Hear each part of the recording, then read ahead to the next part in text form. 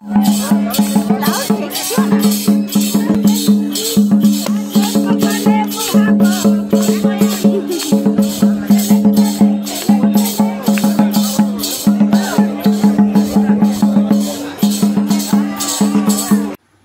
বাজারটা দেখাবো বলে এবারে যখন হিয়া শুটিং করছিল আমি বললাম এত ভিডিও কেন করছিস? বলল না মা, এতটা ভিডিও কোনো দিনই করিনি, কিন্তু এবার একটু বড় করে সোনাঝুরি করছি যাতে সবাইকে দেখাতে পারি কি স্টক এসছে। সত্যি একেবারে দারুণ স্টক এসছে পুজোর। আর আমরাও কলকাতায় যেগুলো চট করে সহজে কিনতে পারি না, মানে এত দাম নেয়, অহেতুক দাম নেয়, সেইগুলো এখানে বেশ সস্তায় সুন্দর পাওয়া যায়, সেগুলো প্রাণ ভরে দেখতে পারি। সোনাঝুরির সামনেটা কিন্তু ভীষণ ভিড় হয়, কিন্তু পিছনের দিকটা, যে দিকটা হোটেল আছে, হোটেলগুলো আছে, সেদিকে বেশ ফাঁকা ফাঁকা, এত ভিড়ভাট্টা ধাক্কাধাক্কি নেই। আর আমরা জানি শাড়িগুলো সেখানেই ভালো পাওয়া যায়, তো সেখান থেকে এই মোডাল সিল্ক এখানে নেয় মাত্র 400 টাকা দাম। আর কলকাতায় যে যা পারছে এখন তো 650-700 করেও নিচ্ছে, কি তারও বেশি। বেশ কয়েকটা শাড়ি পছন্দ হয়ে গেল, তো মাকেও দিতে হবে নিজের জন্যে, বা মেয়েও আজকাল শাড়ি পরে দেখি পরতে চায় একটা দুটো টুকটাক, সেই কারণে ওরও কিছু পছন্দ হয়েছে, বিশেষ করে ওই কলকাতা লেখা শাড়িটা। এখানে তো যার কাছেই দেখেছি 2000-2500-এর কম নয়। সামান্য সুতির শাড়ি 2500 টাকা দিয়ে কেন কিনতে যাব, তাই না? আর রঙেরও কোনো গ্যারান্টি নেই, ধুলে যে আদৌ কতটা থাকবে তাও জানি না। আর পরাই বা কত হয়, আজকালকার মেয়েরা কতই বা রোজ রোজ শাড়ি পরছে। তো 2500 টাকা দিয়ে একটা শাড়ি কেনা মানে একটা কি দুটোই কেনা হলো, তারপর আর কেনা গেল না। কিন্তু এখানে অল্প দাম হলে বেশ কয়েকটা কিনে রাখা যায় পছন্দ মতো। তো যাই হোক, সেই সব কিনে আবার আমরা সোনাঝুরির আরও কিছু স্টল দেখলাম। কি পাওয়া যায় না সেটা আগেও বলেছি, সালোয়ার কামিজ থেকে শুরু করে এমনি টপ সমস্ত কিছুই। আর গামছাগুলোও এখানে খুব ভালো বিক্রি হয়। বাবার জন্য অনেকবার নিয়ে গেছি এখান থেকে গামছা, আর মাত্র 50 টাকায়। এত সুন্দর সুন্দর গামছা 50-60 টাকায় কোথাওই পাবে না, আর বেশ টেকসই।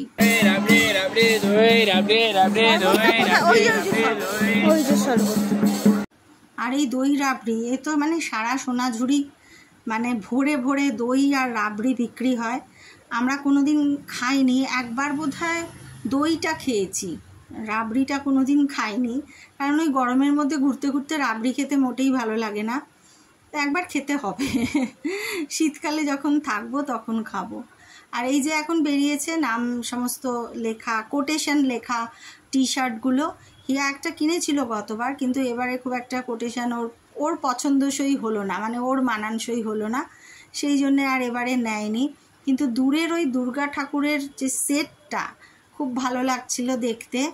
দেখি এর পরের বার গিয়ে যদি আবার পাই, এই সেটটার কথা বলছি, যদি আবার পাই তাহলে খোঁজ করব, নেব, একটা ইচ্ছে আছে। সব কিছু তো মানে ভালো লাগে না, বা নিজেদের বাড়িতে কোনটা মানাবে সেই রকমভাবে বুঝতে পারি না। এক আধটা যেটা পছন্দ হয়, হয়তো যেবার পছন্দ হলো এত লাগেজ হয়ে গেছে বলে আর নিলাম না, পরের বার গিয়ে আবার পেলামই না, এইরকম অনেকবারই হয়েছে আমাদের সাথে। তো যাই হোক, আবার ঘুরছি। আর এই যে গাছের বড় বড় গাছ, তো গাছের গুঁড়িগুলো, তার শিরা উপশিরাগুলো এমন ছড়িয়ে থাকে, আমার খুব পা টিপে টিপে হাঁটতে হয়, না হলেই হোঁচট খাওয়ার বিশাল সম্ভাবনা। এগুলো র সিল্কের সালোয়ার কামিজ, এত সুন্দর লাগছিল। এই র সিল্কের সালোয়ার বা কামিজ যাই বলো, আমি দক্ষিণাপনে দেখেছি, কিনেওছি, মানে কোনোটাই 2.5-3 কম নয়, প্রচণ্ডই দাম র সিল্কের। কিন্তু এখানে কততে বিক্রি হচ্ছিল জানো? 700-750। লোকে বলবে কোয়ালিটির তফাৎ। আরে মশাই, আমি কোয়ালিটি দিয়ে কি করব? আমি একটা কামিজ কিনে যদি 10 বছর সেটাকে পরি, সেটা আমারও দেখতে ভালো লাগবে না, বা আমাকে পরলেও যারা দেখবে তাদেরও ভালো লাগবে না, বলবে ওই একটা জামাই কি আছে। তো সুতরাং আমার তো দরকার নেই 2,5-3 হাজার টাকা দিয়ে এত করে রাখার। বাট ক্লাসি লুকটা খুব ভালো লাগে, সেই ক্লাসি লুকটা যদি এত অল্প দামে পেয়ে যাই, 2-3টে কিনে রাখাই যায় আলমারিতে, তাই না? যাই হোক, এটা তো খুব বিতর্কের একটা বিষয়, আমার এটা নিয়ে বেশি মন্তব্য করা ঠিক না। তারপরে একটু খেলনাপাতি খুঁজছিলাম। আসলে আমাদের একটা ছোট্ট, একটা না অনেকগুলোই ছোটোখাটো মানুষজন আছে, তো বন্ধুরা সব ছোট্ট সোনা বন্ধুরা, তাদের জন্য কিছু খেলনাপাতি কিনে নিয়ে যেতেই হবে।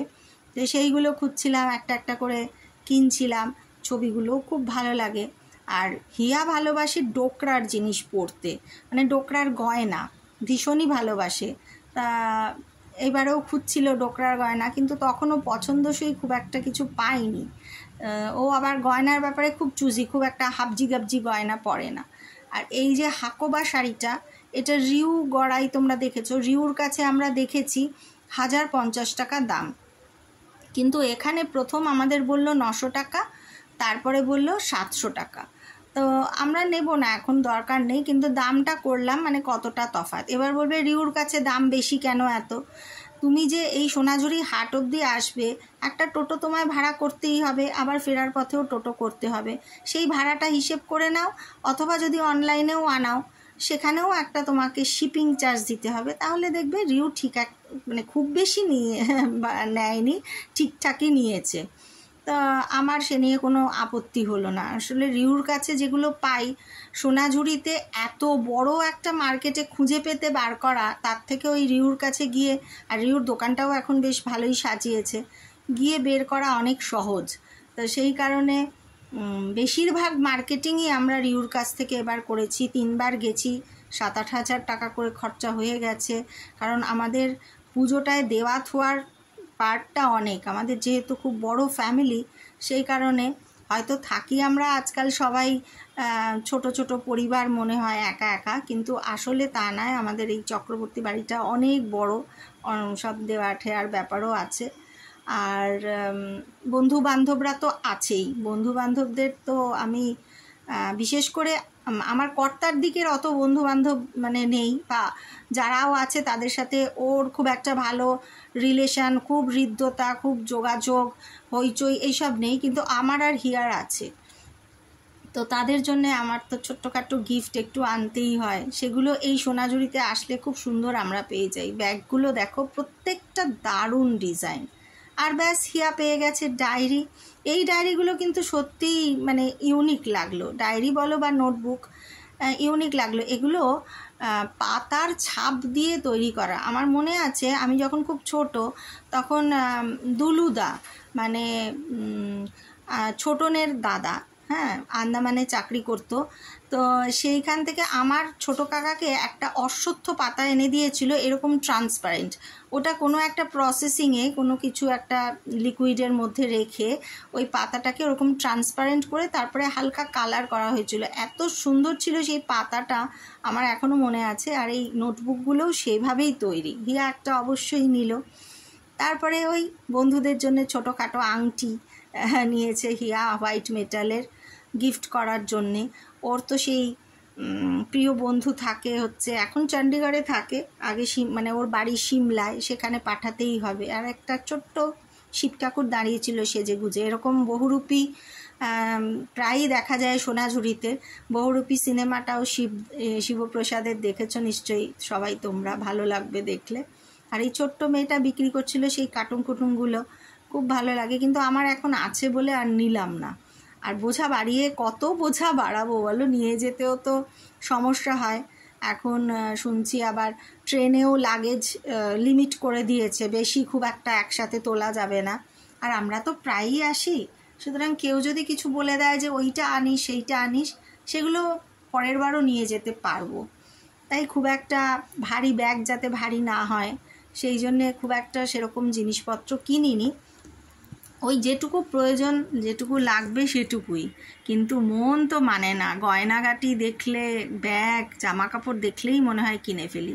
আর এইখানটায় আমাদের একটা পরিচিত মেয়ে বসে, রোজি, যেখান থেকে আমরা কিনি, কিন্তু সে আজকে বসেনি, সেটাই দেখলাম, একটু কথা বললাম।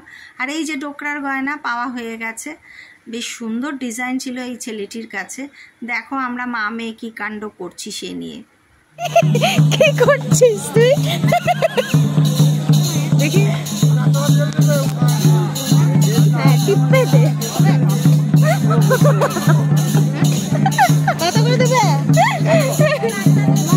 তোমরা শনিবার বলে দাম বাড়ায় বলছো না? যে ডোকরার চোকারটা দেখলে ওটার দাম কত হতে পারে তোমাদের কোনো আন্দাজ আছে? চেয়েছিল 250, আমি দিয়েছি 125, ঠিক হাফ। মানে এইরকমই সুন্দর সুন্দর জিনিস কম দামে ওখানে কালেকশন করা যায়, যেগুলো কলকাতায় আকাশ ছোঁয়া দাম উল্টোপাল্টা। আর দক্ষিণাপনে গেলে তো কথাই নেই, জানি না কেন ভীষণ দাম হয়ে গেছে এখন দক্ষিণাপনে। আগে এই সমস্ত আইটেম দক্ষিণাপনেই কিনতে যেতাম, বিশেষ করে সাইলেন্সে। তো ঠিক আছে, চলুক সোনাঝুরির গল্প, আবার আসছে একটা পর্ব।